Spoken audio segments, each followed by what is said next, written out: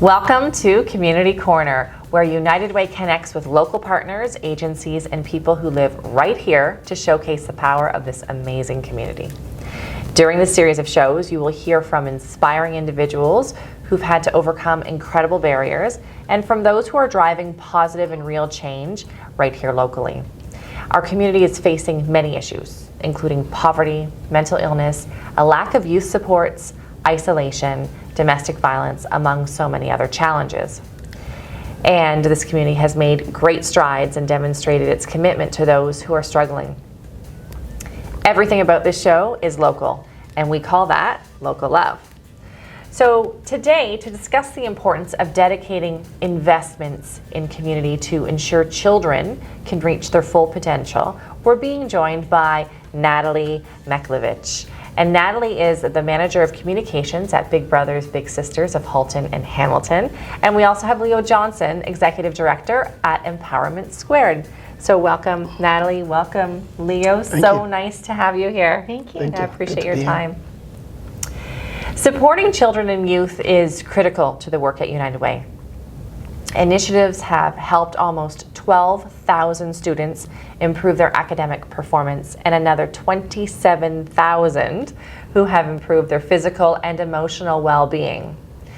Thanks to the generosity of this community, more than 6,000 families boosted their healthy engagement with their children and developed the ability to work through challenges. So funding youth and funding programs for children it's a wise investment, and it's one of the best methods to breaking intergenerational poverty right here. So, Leo, I was wondering if we could start with you, and can you tell us just a little bit about Empowerment Squared and what you do there? Yeah, thank you. Empowerment Squared primarily supports newcomer and racialized youth and families, and the goal is about improving educational and learning outcomes. So everything from dealing with age-appropriate grades in our school system to streaming to disproportionate disciplines that research have shown is targeted largely at racialized and newcomer students, to empowering parents to support their children's education. I mean, we often take that for granted, but a lot of racialized and newcomer parents don't see themselves anywhere in the picture when it comes to supporting their children's education. And we primarily do that through opportunities in sports and recreation, and academic mentoring and tutoring, because in Canada, the research shows that education attainment is directly connected to long-term economic success. And I think the efforts that we place into helping individuals graduate from high school, that's a marker. High school graduation rates are a marker to future economic success, just as you mentioned. And so, Natalie, I'm wondering if you could tell us or give us an example of what you're seeing on the ground.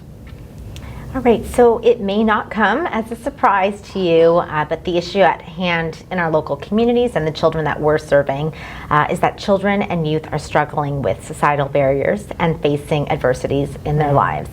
So while young people are dealing with traditional challenges of growing up, like social media pressures, low confidence, or self-esteem, the issues actually run much deeper. So young people in our programs, on average, are experiencing 5 adverse childhood experiences. So just to let anyone know who's not aware, an adverse childhood experience is a form of trauma. It's emotional, social, or economic, and there's 27 different forms of trauma. So I'm not going to give you all of them, but some of them it's serious stuff. We're talking abuse, neglect, mental health, an absent parent, high-risk behavior, socioeconomic barriers, witnessing violence, bullying. So that's tough stuff when you're growing up. So I mentioned that young people on average that are part of our programs are experiencing 5 of these.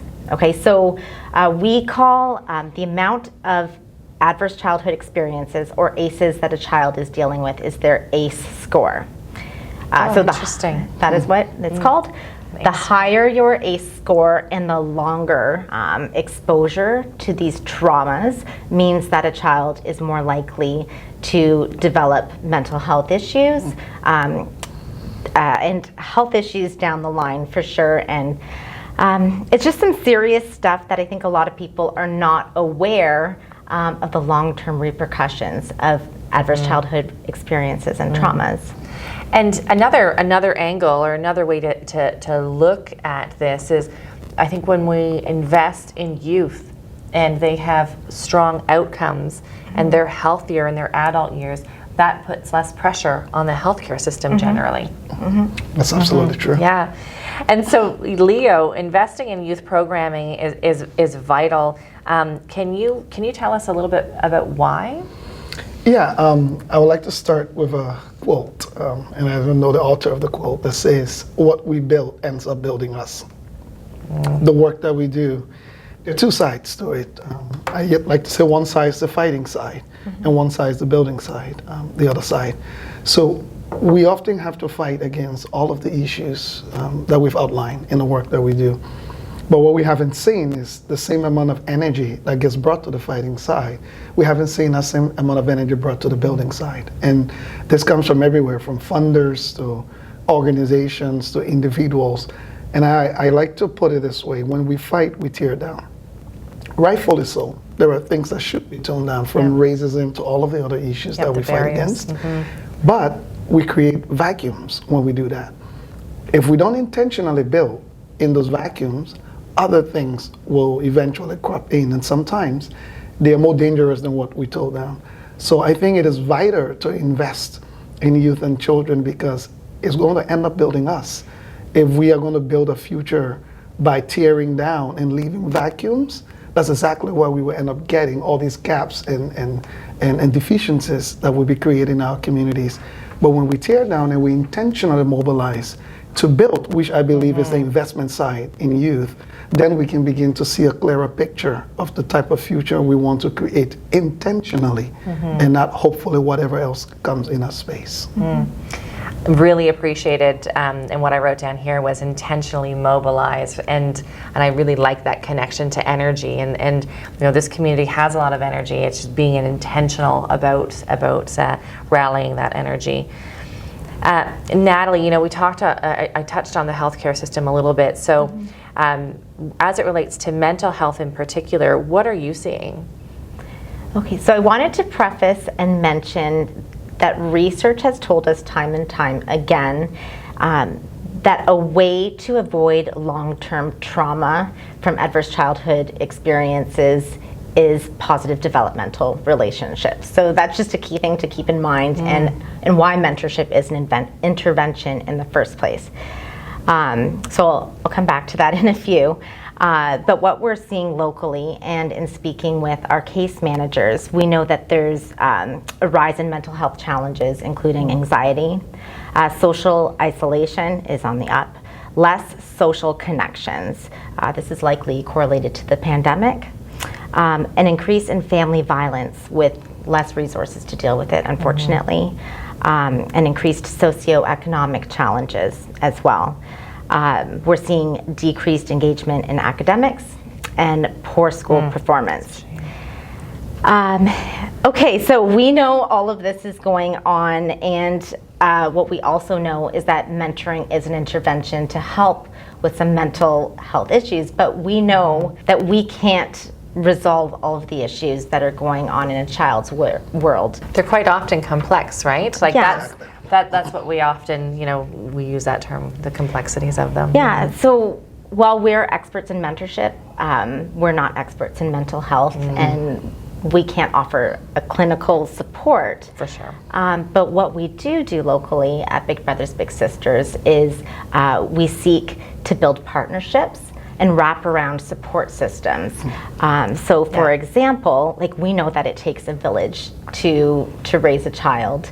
And if we partner with mental health experts or partners in community who can help us roll out programs with outcomes, in mental health, then we're in a better position when we do partner. You mentioned, the wraparound supports, and I know both of your organizations do a really fantastic job helping holistically and providing various programs for the needs, and then that just adds to the network of support.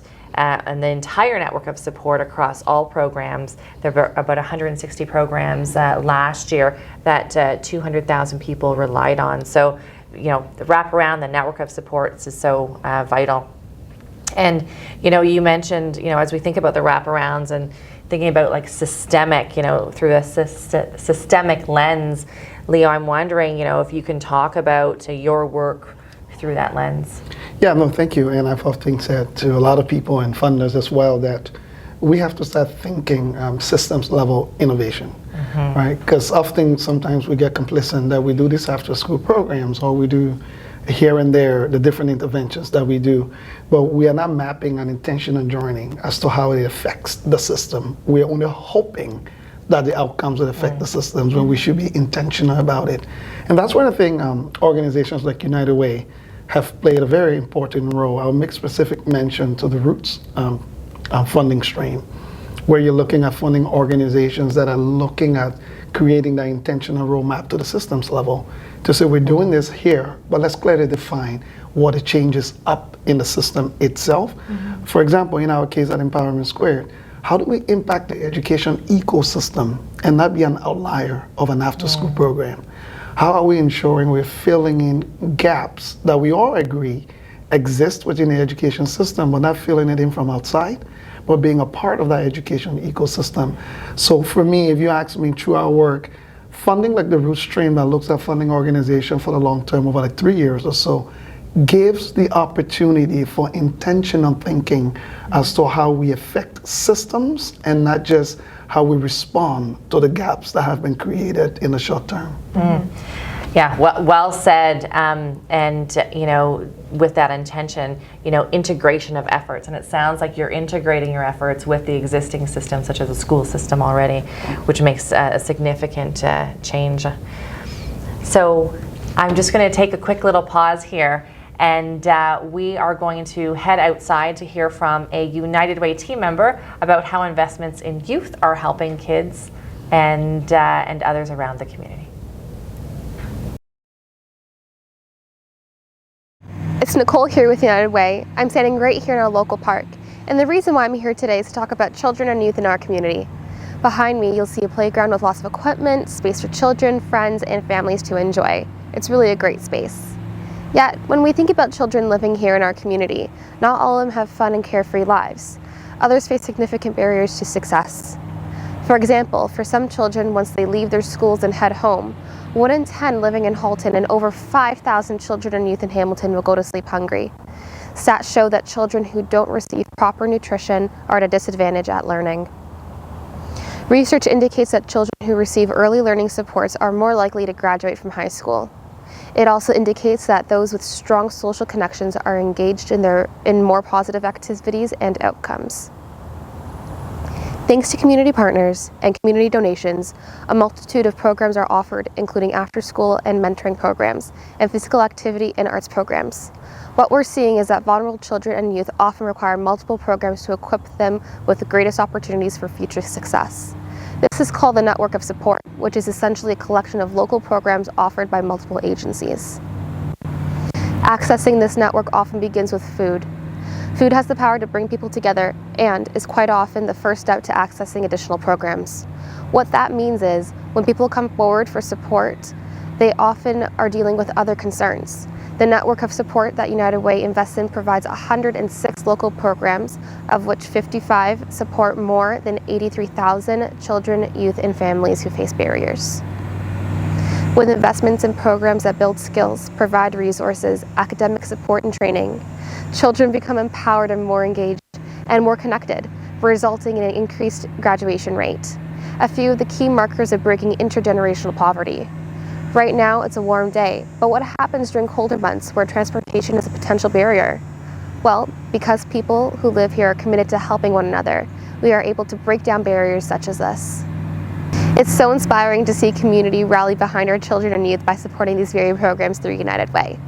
Thanks so much for joining me here at this local park. Of our focus on highlighting everything local and how amazing this community is, I'm pleased to introduce you to this episode's local guest performance. Please enjoy.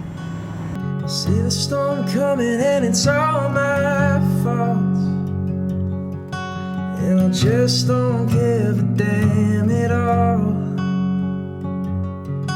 I can feel the fog coming up around the bend, but we just can't seem to make this end. We whisper to each other that we never crossed that line. Now I'm looking back at you from the other side. You pour out your heart to me and I say I'm doing fine. But when it comes right down to love, I'm just not the one to love you back this time.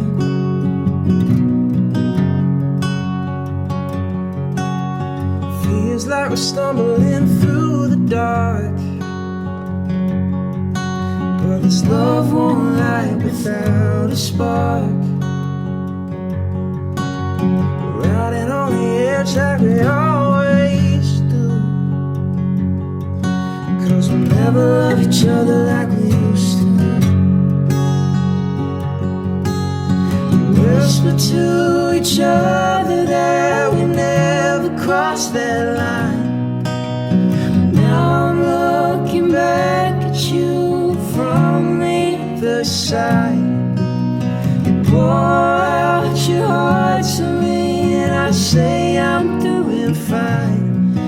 But when it comes right down to love, I'm just not the one, not the one.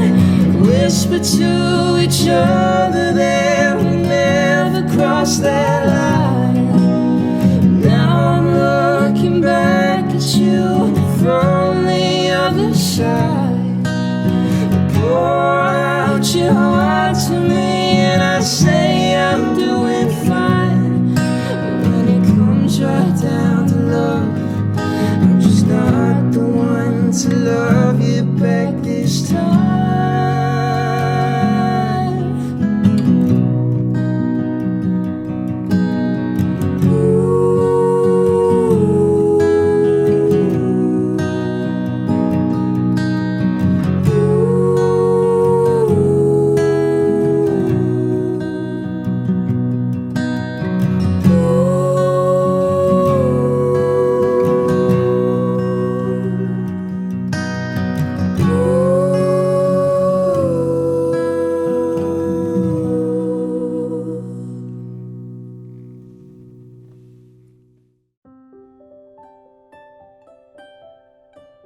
As a first-time mother and being in a new country with no social connections, it was extremely hard.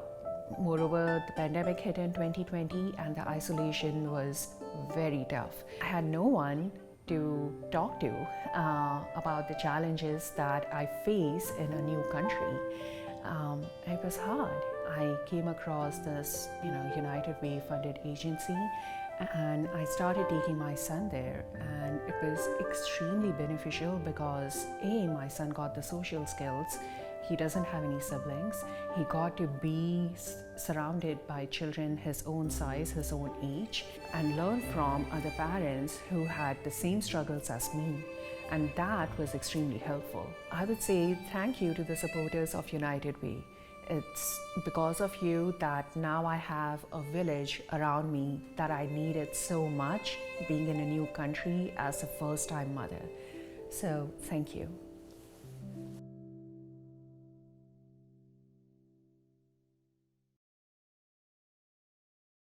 We hope you enjoyed that performance as much as we did.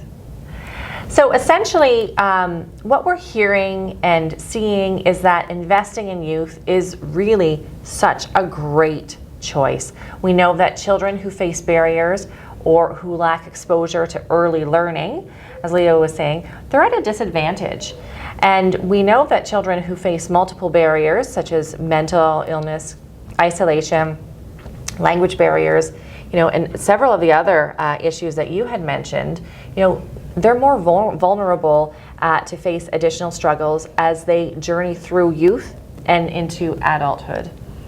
So the greater number of these stressors and the longer the exposure, as you were saying, like that's really vital for us to capture youth and children who are facing. And you were saying, there are 5 factors that children are really dealing with, and those are serious barriers. So, the need for early learning opportunities and childcare. We've got this affordable childcare policy, right? That is progressing. That is also another important factor. So, for families who are low income, allowing, or having access to affordable childcare really helps to also break the cycle of poverty, but also exposes children to learning opportunities that they wouldn't otherwise have. And without these targeted supports, these young people are less likely to live up to their potential.